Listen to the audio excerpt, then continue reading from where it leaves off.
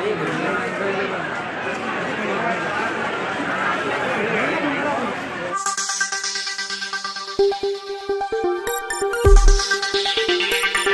یہ ہرنی مجھ سے کہہ رہی ہے کہ اس پہاڑی کے پیچھے اس کے 2 چھوٹے چھوٹے بچے ہیں۔ ہمارے لیے خطرہ نہیں ہے، امام سید سجاد کے پاس آ رہا، ہم آپ کو رہا کرنا چاہتے ہیں۔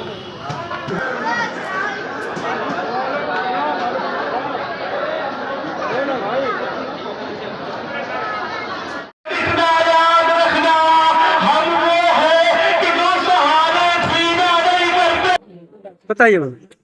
ہم یہی کہنا چاہتے ہیں کہ یہ احساس دلانے کے لیے کہ کربلا کے میدان میں امام حسین علیہ السلام اور ان کے اصحاب و انصار اور ان کے گھر والوں پر جو مظالم ہوئے، اس کا احساس دلانے کے لیے سب یہ دکھائی جاتی ہے تاکہ لوگوں کو احساس ہو اور زیادہ سے زیادہ لوگ گریہ کریں اور غم منائیں۔ اور اسی کے ساتھ ساتھ یہ احساس صرف کربلا کے غم کا احساس نہیں ہوتا ہے، بلکہ لوگوں کے دلوں میں انسانیت بھی جاگتی ہے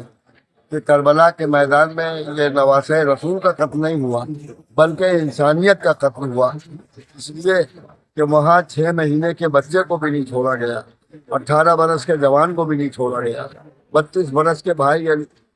جناب عباس کو بھی نہیں چھوڑا گیا۔ اس لحاظ سے جو ہے ایک پیغام دینا ہے، یہ قربانیاں کیوں دی گئیں؟ یہ قربانیاں یزید ملعون کے اتیاچار اور بھرشٹاچار کے خلاف دی گئی اور اس کے آتنکواد کے خلاف دی گئی، کیونکہ دنیا میں سب سے جب آتنکوادیوں کی فہرست لکھی جائے گی تو سب سے بڑا آتنکوادی یزید قرار دیا ہے۔ لہذا دنیا کو یہ بتانا تھا کہ قیامت تک جب بھی آتنکواد پھیلے تم حسین کی طرح یزید کے خلاف کھڑے ہو جاؤ اور ہر اتیاچار اور آتنکواد کے خلاف اپنا ایک پیغام دو اور قربانی دو، اگر جان بھی دینا پڑے آتنکواد کے خلاف تو جان دو۔ صاحب، آپ آج کی جو جنریشن ہے ہماری شیعہ قوم کی، تو وہ صرف مصائب کے ٹائم پہ پہنچتی ہے، اس کے بعد پہلے نہیں آتی، کیوں؟ آپ ان کو کچھ کہنا چاہیں گے؟ ہمارا پیغام ہماری قوم کے نوجوانوں کے نام یہ ہے کہ یہ جو امام حسین علیہ السلام کی عزاداری ہے اور خاص طور سے فرش عزا، جیسا کہ میں نے مجلس میں بھی کہا کہ یہ فرش عزا جو ہے وہ درسگاہ حسینی ہے۔ اس فرش عزا پہ آ کر کے جب انسان بیٹھتا ہے تو امام حسین علیہ السلام اپنی ہدایت ان تک منتقل کرتے ہیں۔ لہذا ہماری ذمہ داری یہ ہے